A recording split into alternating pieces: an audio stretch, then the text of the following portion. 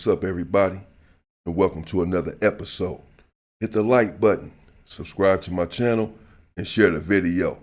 Hit the join button and become a member. Why? Well, members get exclusive content. Hit the bell icon on my channel so that you'll receive a notification every time that I drop a video. And you can go check the video out and leave a comment and a like if you support me and support the content. Support the Go Up movement. Soon, more content will be forthcoming. A bit of different content. I want to do a story on Attica and a few other stories. I'll get into that soon. The Attica uprising, that is. It was crazy, where 39 people were unalive. A lot of people don't know that was essentially over a protest about George Jackson and George Jackson's life and his philosophy. Now, a couple of people responded in the comments and said that the guy that I'm referring to, his name is Young Watts, not Little Watts, but Young Watts. And that Little Watts from Front Street Watts, he passed away in a motorcycle accident in his hood however long ago. Rest in peace to Little Watts. So it's Young Watts that I'm referring to, according to them, not Little Watts. My apologies, Young Watts. I knew it was one of the damn Wattses. Young Watts, not Little Watts. Also,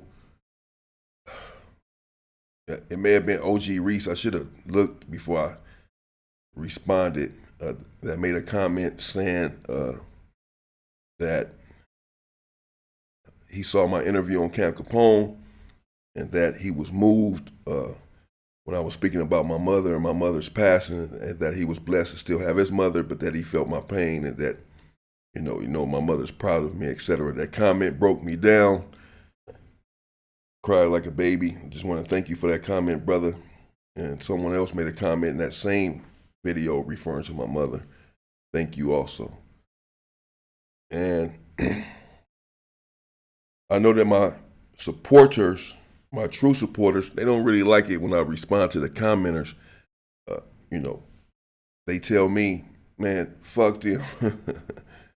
Do what you do. We got you, man. We here with you. We don't care what they talking about. You ain't got to explain nothing to them, which I understand.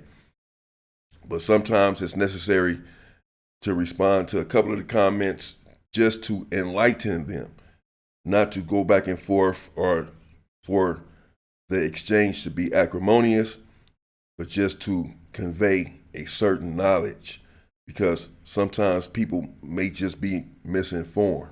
Sometimes they're trolling. Of course, sometimes they're just misinformed.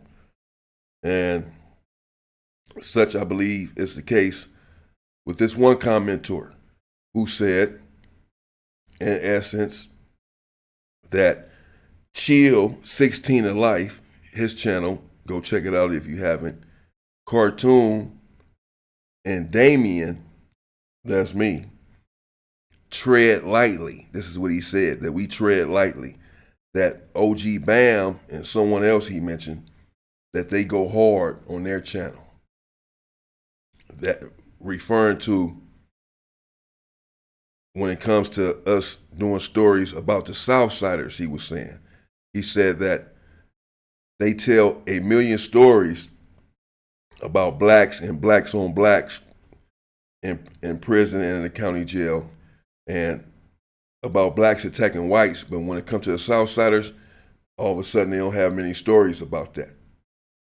And so I just wanted to respond briefly just to disabuse this commenter, because at the end of the day, you have to understand that, did you know that 93%, that's pretty big, right? 93, that's almost 100, 7% away from 100. 93% of white people who are unalived by who? Other white people. And did you know that 95% of Mexicans who are unalived by who? Other Mexicans. And did you know that 96% of Chinese who are unalived are unalived by other Chinese. So you may only hear about black on black crime, black on black violence. That's just misinformation by the media apparatus to misinform you and misguide you. You never hear about white on white crime. But 93% of white people who are unalived by other whites. Why is this? It's because people hunt where they live. When white people get into it with someone, the chances are, the vast chance is that they're getting into it with another white person. They're getting into it with someone that's in their neighborhood, be it road rage, inside of a liquor store, at a restaurant, and it leads to a shooting. It's with their own kind. There's not many whites doing drive-bys unaliving blacks. There are blacks doing drive-bys unaliving blacks. And the same can be said for the Sureños and the Southsiders on the street. Yes, there are some gangs that beef with Southsiders and go back and forth and have some unalivings. You don't have to tell me about your hood beefing with Southsiders and Sureños, because my hood was one of the first ones to beef with a Southside gang, with a Mexican gang. Our beef started, and it's been a very deadly and vicious beef, started back in 1986, before some of y'all hoods were even around, much less had a beef. Now there's some hoods that have beef with Southsiders now, but it wasn't always that way. And prison is just a microcosm of the street. So just like on the street where it's black on black and Hispanic versus Hispanic and white versus white, it's the same thing in prison. For the most part, when a white person is unalived in prison, he is unalived by another white person, not by an other, not by a black, not by a Southsider. The same is true for a black. Most of the unalivings that I know of a black man being unalived in prison, it was at the hands, just like on the street, of another black man. The same is said, as Dub said before in one of his videos, the biggest threat to a Southsider is another Southsider. Well, he said that for a reason, because the biggest threat to a Southsider is another Southsider. Most of the times when a Southsider is unalived in prison, he is unalived by yet another Southsider, not by a black. There's a reason that the Pelican Bay riot is so famous, because there hasn't been many of them. Most of the times, riots between the races are circumvented because people clean up their own backyard. When another race does something, we go to them, go to their leaders, their shot callers, as I explained before, and they rectify the situation. They take care of their own people. We take care of our own people. There have been very few riots between the races in prison, and even fewer unalivings between the races in prison. So I have a million stories about blacks attacking other blacks, because I know of a million incidents of blacks attacking other blacks, just like on the street. So if you want a different story, then and a different narrative, then implement a different structure. Divest yourself of the brainwashing and love your brother. Do away with the disunification. Come together, realize who the real opposition is, and attack them instead of one another.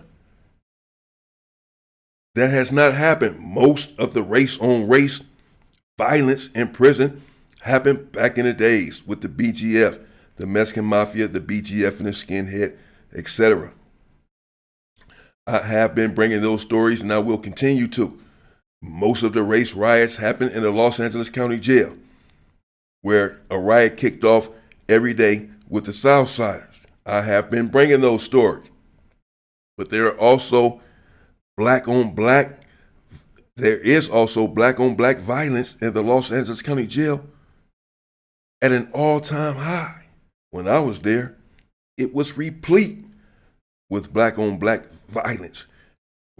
Everyone was and is factionalized. Tribalism at its highest. And until we do away with the disunification and learn to unite and love one another, these stories will continue. Not because that's the way I want it, just because that's the way it is. And anyone who's on their channel telling you that a million stories about blacks in prison, unaliving Southsiders and unaliving all of these different whites and all of that, chances are the story has been fabricated. My channel is going to remain authentic and real, and that's just that. But me treading lightly is never an option. I really get to business, and damn the YouTube shit, man, y'all.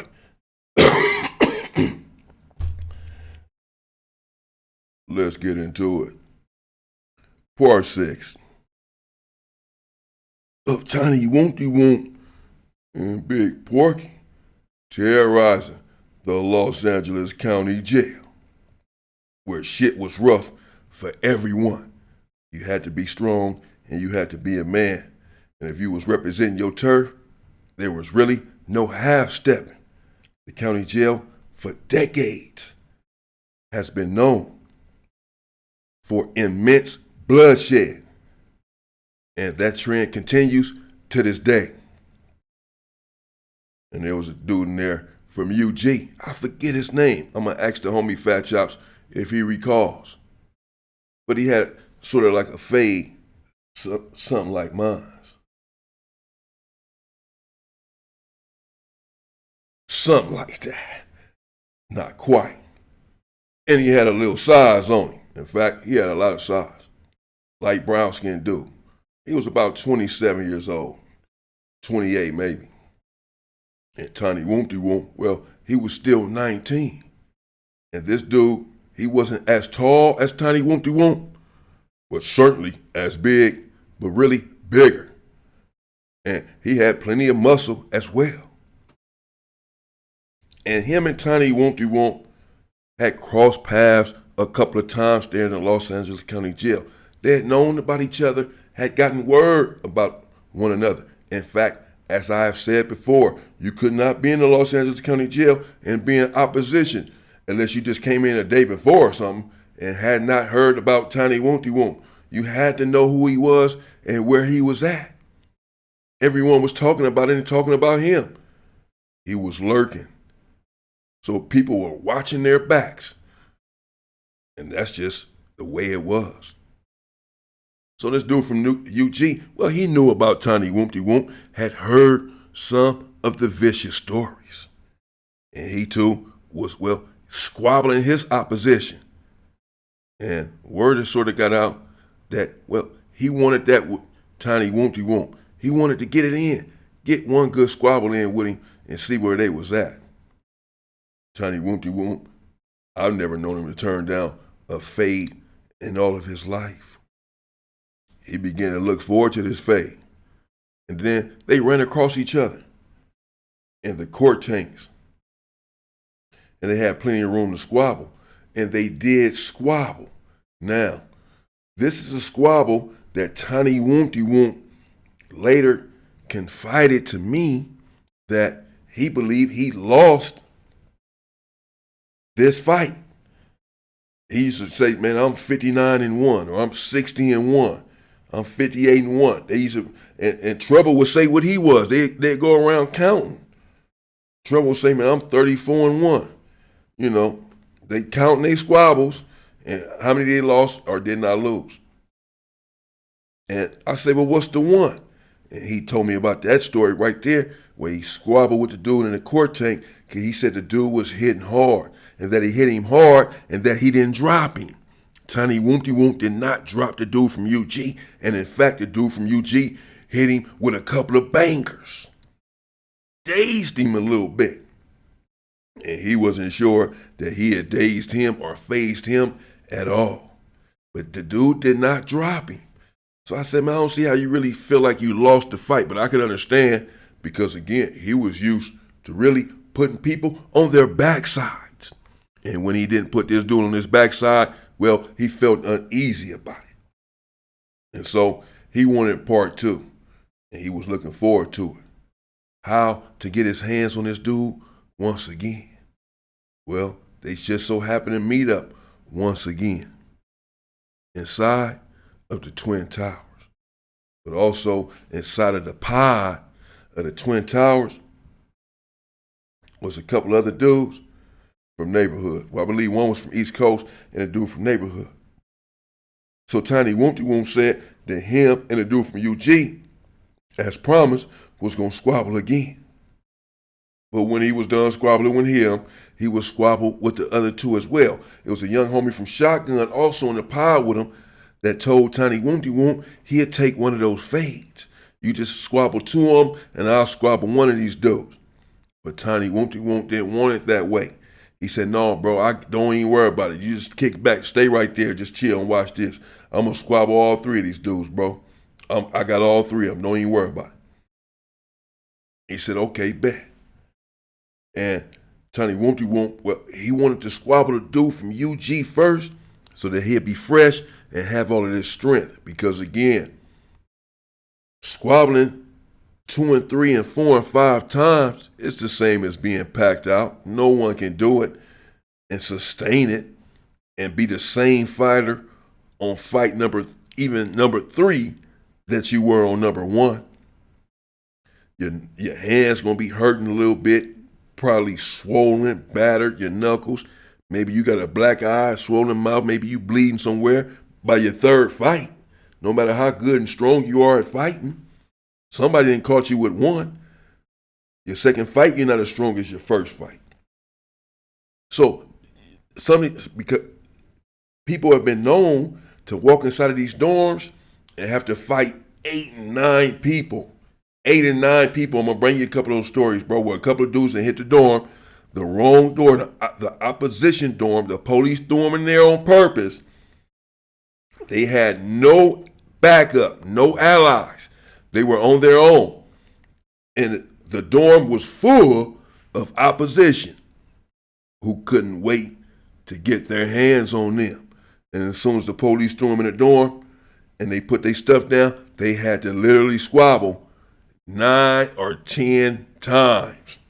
9 or 10 different people. So everyone else, let's say the third fighter, hell, the second fighter is fresh. This is his first fight, but this is your second fight.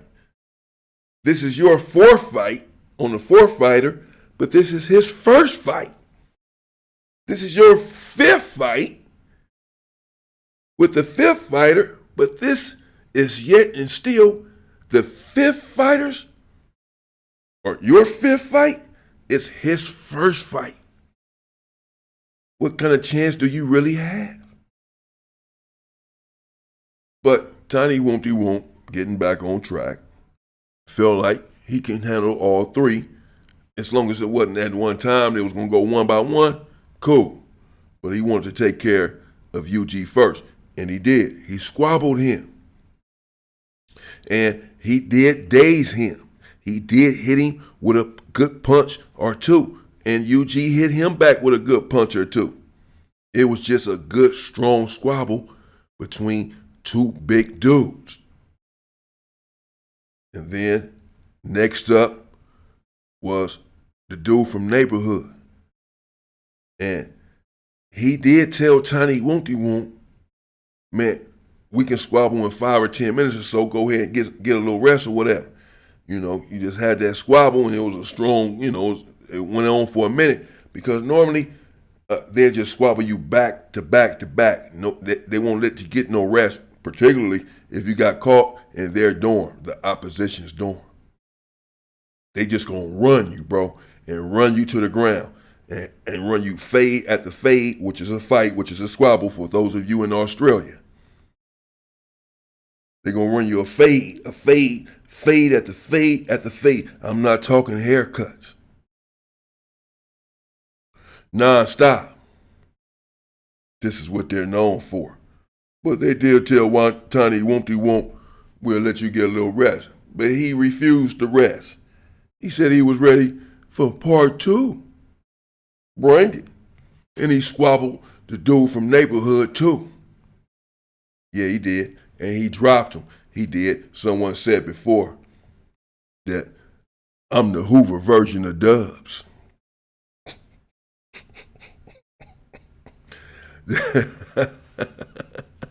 that the Hoovers never lose in my video. That cracked me up. That's not true. I said that the dude Ant from H-Ray Gangster, that he crashed the homie in the court tanks. I said that. You know, I done told stories about the homies getting hit and all kind of shit. You know. Anyway, so Tiny Wumpty Wump used to say he was 62-1, 63-1. And back in those days and at that time, no one was refuting that because no one had said that they beat him. No one could say that they beat him up, other than maybe the one that he lost the first one with the dude from UG. What do you want me to do? What do you want me to tell you? You want me to lie? You want me to manufacture a Hoover get? You want me to say, man, he got knocked out? That's how you want the story to end? That Tiny Wumpty Wump or Porky ended up getting knocked out? It didn't happen, bro. Ask your homies. Don't take my word for it. Ask your homies. Ask anybody else in the county jail at the time. It didn't happen. They didn't get knocked out, bro. They was knocking motherfuckers out, but they didn't get knocked out. It didn't happen. I'm not the Black Dubs.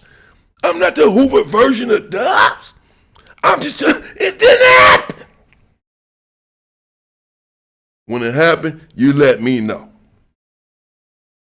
Golly. So he squabbled the dude from neighborhood, and he dropped him. That's just what happened, man. And then he squabbled the third dude. And I'm not even going to dare to say that he dropped him. He just squabbled him, and he didn't lose the fight, bro. That's why he was 62, 63, 64-1. No one was disputing that or trying to refute that at the time because there's irrefutable evidence, incontrovertible evidence